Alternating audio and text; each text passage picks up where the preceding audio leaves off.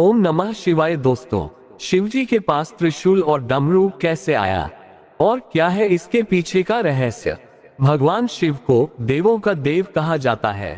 उनका रहन सहन और गण सभी देवी देवताओं से अलग है।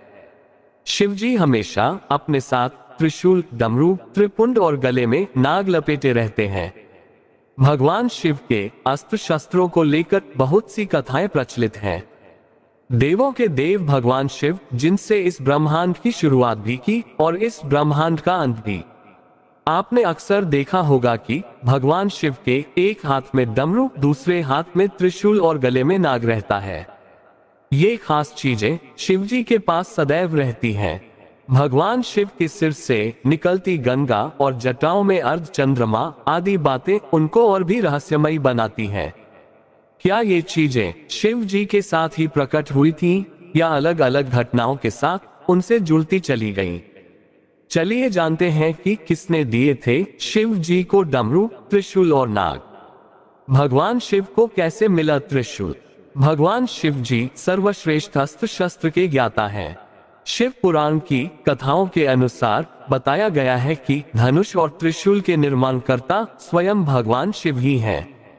सबसे पहले उन्होंने ही धनुष का आविष्कार और प्रयोग किया था।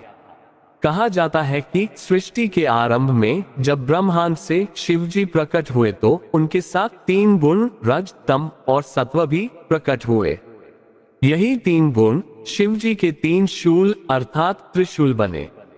इन तीनों गुणों के बगैर सृष्टि का सृजन और उसमें सामंजस्य बिठा पाना संभव नहीं था। तभी भगवान शिव ने इन तीनों गुणों को अपने हाथों में एक शूल में बांध कर रखा है। इन तीनों शूल से मिलकर ही त्रिशूल बना। भगवान शिव को कैसे मिला था डमरू? भगवान शिव के हाथों में डमरू आने की कथा बड़ी ही रोचक है। माना जाता है कि सृष्टि के आरंभ में जब देवी सरस्वती प्रकट हुई तो उन्होंने अपनी वीणा से सृष्टि को ध्वनि दी, लेकिन इस ध्वनि में कोई भी सुर या संगीत नहीं था।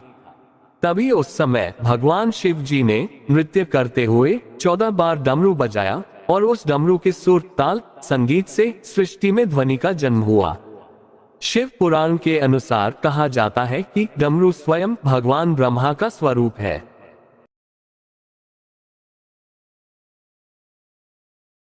भगवान शिव के गले में नाग कैसे आया? भगवान शिव के साथ हमेशा एक नाग रहता है जिसका नाम वासुकी है।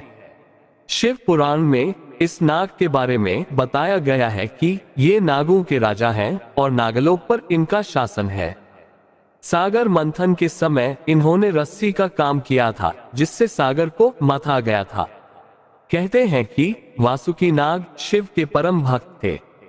इनकी भक्ति से प्रसन्न होकर शिवजी ने इन्हें नागलोक का राजा बना दिया और साथ ही अपने गले में आभूषण की भांति लिपटे रहने का वरदान भी दिया। इससे भगवान शिव का सौंदर्य और बढ़ गया, साथ ही नागलोक के राजा वासुकी भी अमर हो गए। हम आशा करते हैं कि आज की वीडियो में सुनाई गई भगवान शिव के पास त्रिशूल और डमरू की कथा आपको जरूर पसंद आई होगी। और अगर वीडियो पसंद आए हो तो चैनल को लाइक, सब्सक्राइब जरूर करें।